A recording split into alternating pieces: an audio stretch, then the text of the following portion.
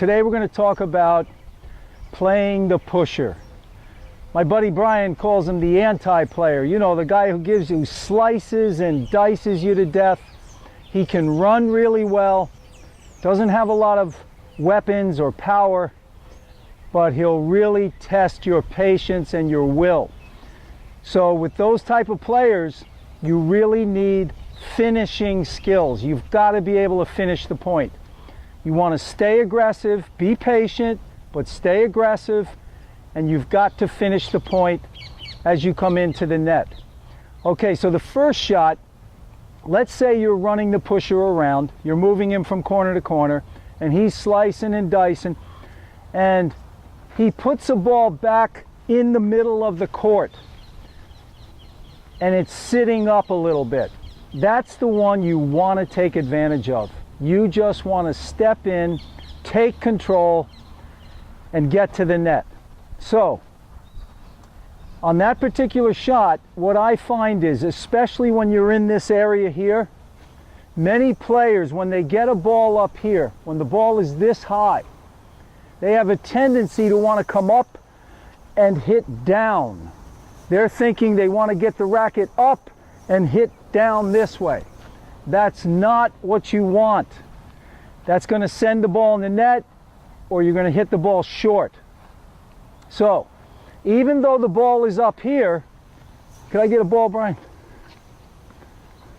Thank you.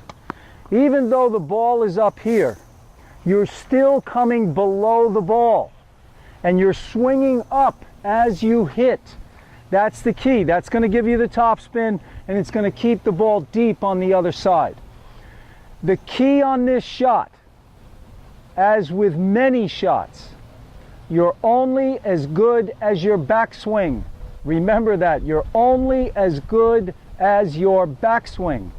What I mean is, when you bring the racket back, you have to be careful not to lay the racket open. A lot of players do that because they want to roll the racket over the ball. It's this rolling action in the hitting zone that causes a lot of mistakes. So, instead of thinking roll over, you want to keep the racket face closed as you come back. And notice my hitting elbow is up and away from my body. It's not in tight. Because if the elbow comes in, look at the racket. The racket starts to open up.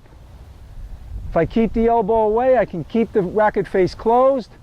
Now I drop it below the ball, and I'm coming up. You can see this here. Okay, the racket's closed here, closed, closed, closed, boom. I'm vertical, now I drive through, and at this point, then I'm going to let the forearm and the wrist relax and come across the body. It's important that you keep your hitting shoulder and your hitting arm loose on this swing. Because if it's tight, the racket's not going to move fast, you're not going to get the power you want. So keep the lower arm, the shoulder, the wrist nice and relaxed on a scale of 1 to 10, 10 being as tight as you can hold the racket. You're only holding it a 2 or a 3. You're nice and loose, and that way you can generate some racket speed. Okay, so the backswing is key. You've got to have a good backswing, and then just step in on a low to high swing. Keep the forearm and wrist loose and relax as you come across. Let me just hit a few here.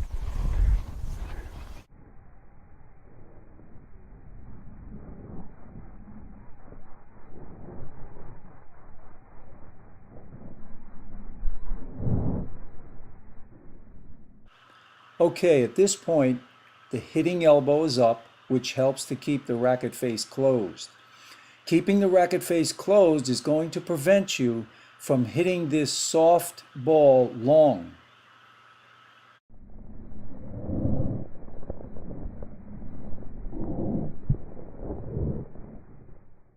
Okay, notice at this point the racket face is below the ball and the racket face is closed. When the racket face is closed like this at the low point of the backswing, it guarantees vertical at contact. Okay, at contact, it's clear to see the racket is vertical Now notice as I relax the wrist and forearm on the finish. So that's the idea. The backswing is going to be key on this shot. Low to high is key. If there's one point I would concentrate on this high ball sitting up there, it's keep the elbow up and away from the body so the racket stays closed. That's going to be key for you. Okay, here I'm going to show you from the back angle, and watch how that racket stays closed. I'm just going to come down below and up and through. So let's say 2 points I might be thinking about are face closed with that elbow up, right? And then a loose hitting arm as I go through. Loose shoulder, forearm, and wrist. Here we go.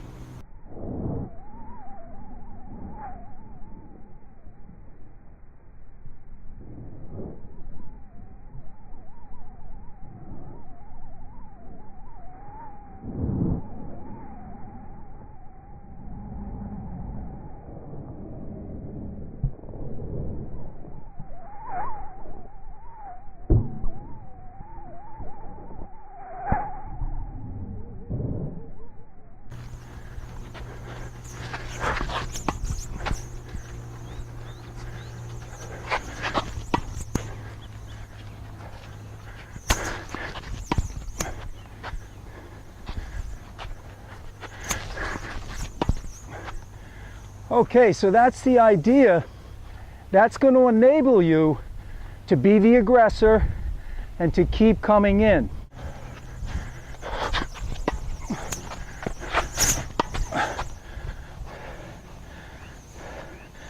That time I hit behind him. All right, here we go.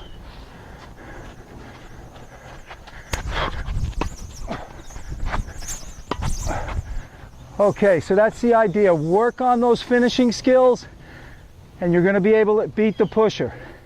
But you've got to be consistent with that high sitter that's sitting in the middle of the court. You've got to make that shot. You've got to hit a deep approach and get in behind it.